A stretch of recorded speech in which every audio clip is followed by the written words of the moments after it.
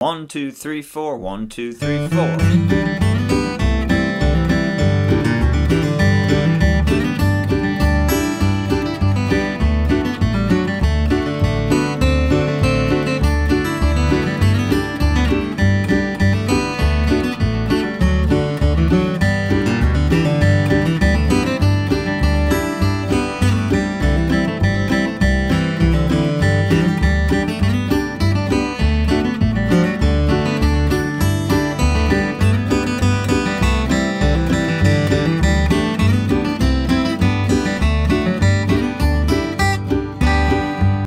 Out there in guitar land, Mike Heading here, coming to you today with the old classic gospel song, Keep on the Sunny Side of Life.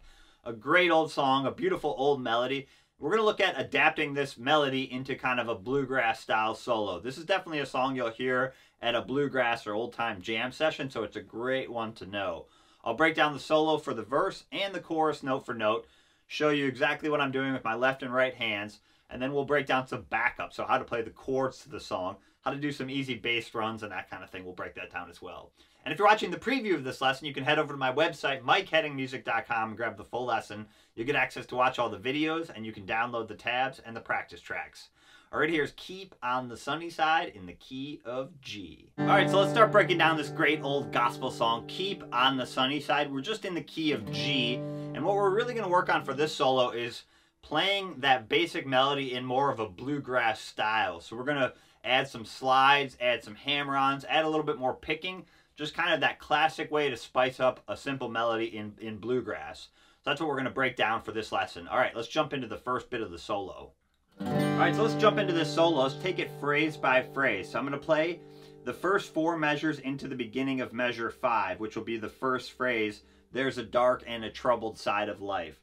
When I'm learning a song, I like to take it phrase by phrase and think of how the phrase connects to the lyrics. That's usually what I'm singing in my head when I'm playing the solo, is singing the lyrics. So let me play the first 5 measures, and then we'll start breaking it down. Here we go. Do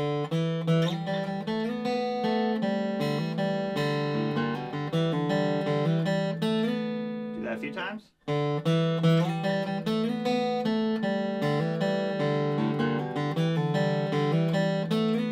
And one time really slow.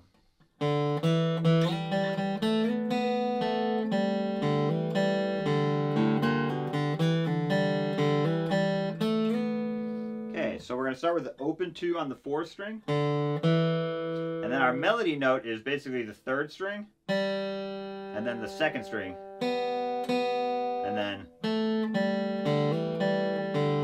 so that's the there's a dark and a troubled side of life part, right?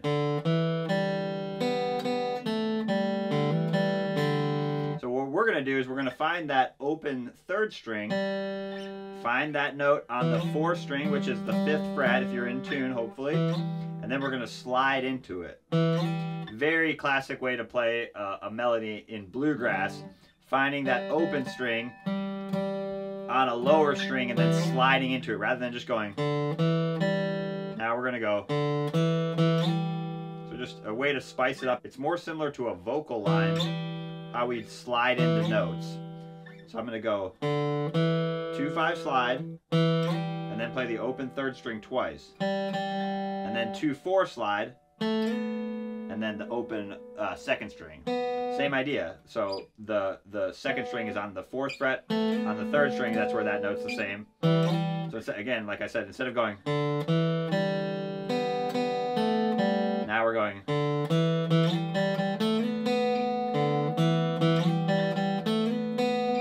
Don't slide too quick. And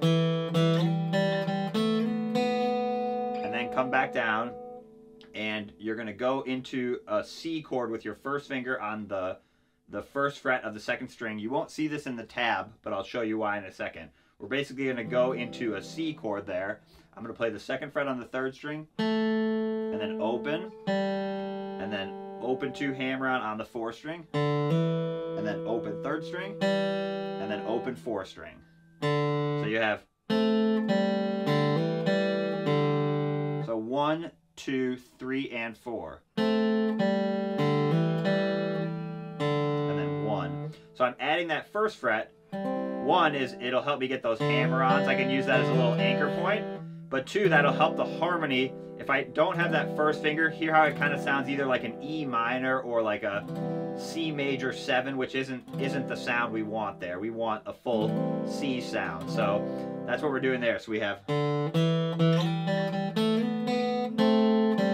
see how I'm putting that finger down? It's also like a little insurance policy. I can hit both strings now.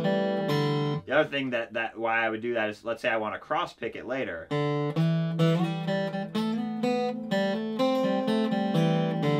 Now if I have this finger down, I have 3 strings. I could do a little lick. I could do a little lick. Now I've got that other finger down. So put that down, your first finger down, and we're going to go into this C, even though you don't see it in the tab. That's a little pro tip. So, and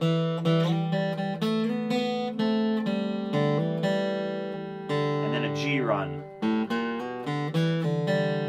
So I'm doing open 4th string, and then open 3rd string, or excuse me, open 5th string, not 3rd string, 5th string, and then a 1-2 hammer on.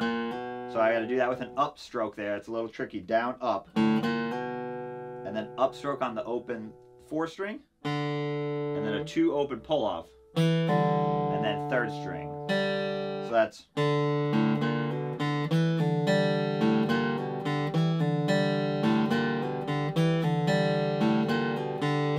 Got to do the double upstroke there. It's really important. So it's down, up, down.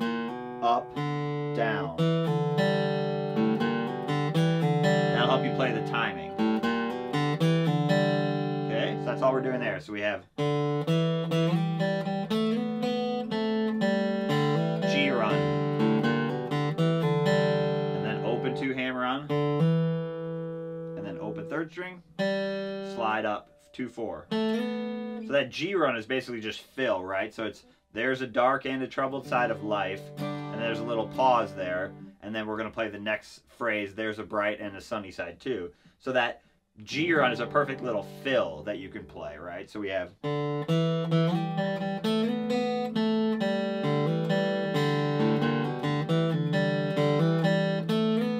then you're up into this shape, first finger, 3rd fret of the 2nd string.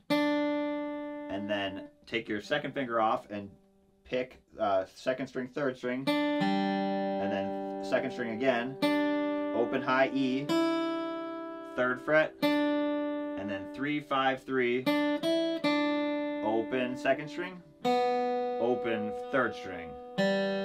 So we have, so you slide up,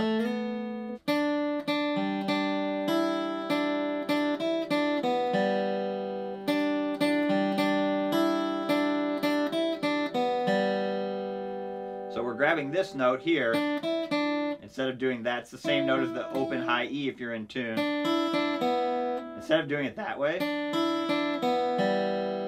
see how that high E is ringing out then? So what we're doing there is we're using the 5th fret, which allows me to cut the notes off quicker. Okay, so that's what we're doing there. So we have, let's go from 5 into the end of 7.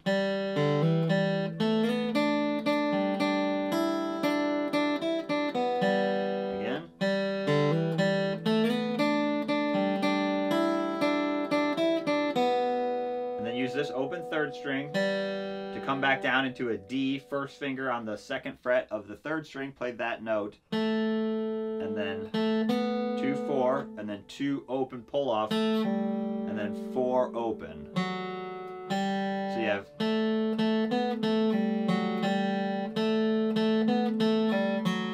Remember, the pull offs and hammer ons take the place of a picked note. So instead of going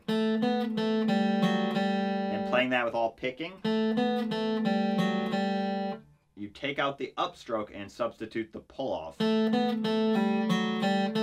you have to do double downstroke there. Down, down, up, down, pull off, down, up. Okay? So don't cheat with the picking there. And then right here we're going to shift. So down this to this 2nd finger on the 2nd fret of the 3rd string. We're basically going to go into a D7. We were kind of in this little D shape here, and now we're going to go into this D7. So you use this note right there to shift. Okay? and then a little fill lick. So I just kind of bouncing off the strings here, just hanging out on a D. Put your first finger now on the first fret of the second string. This is measure 10. And just some more picking. So that's there's a bright and a sunny side 2.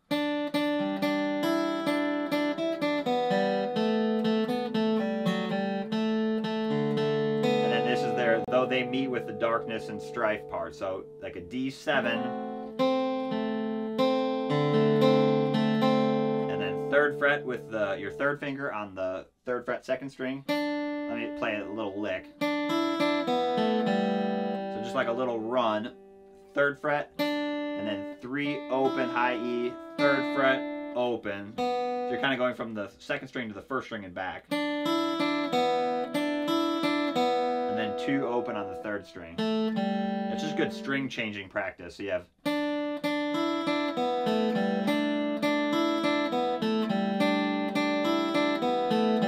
let's do 9 through 11. So we have a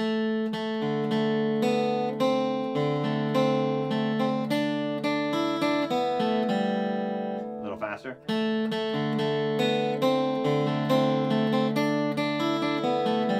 then 12. Let me play a little slide lick. So we slide up, 2 to 4 slide, hit the 3rd fret on the 2nd string, and then 3rd fret again, and then an upstroke backslide. So I'll play it, and then I'll play it without talking.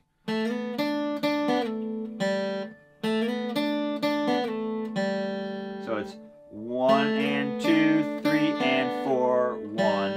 The key is not sliding too fast. So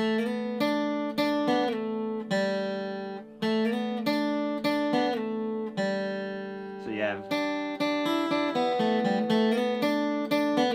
and then you're back to the open 3rd string in measure 13. 2 open 3rd strings, and then an open 2 hammer-on the 3rd string, open 2nd string, and then shift into your D again, so 1st finger 2nd fret of the 3rd string. So 2, 2, 4, 2 on the 3rd string, 2 open pull off, down to the 4th fret 4th string, open, open 2, 4, walking back up, and then open 3rd string. So you have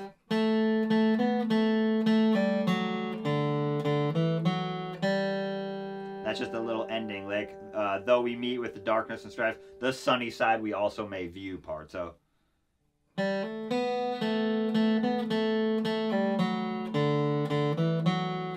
then another G run, except this time with the slide, same lick. Okay, so let's play 8 through the end. So we have.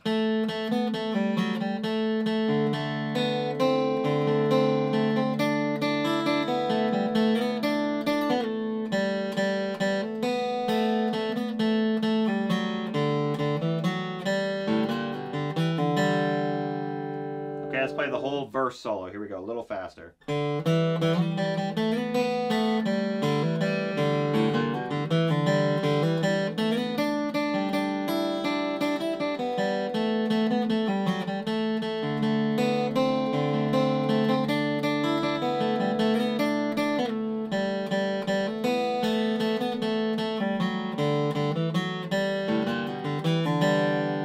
one time really slow.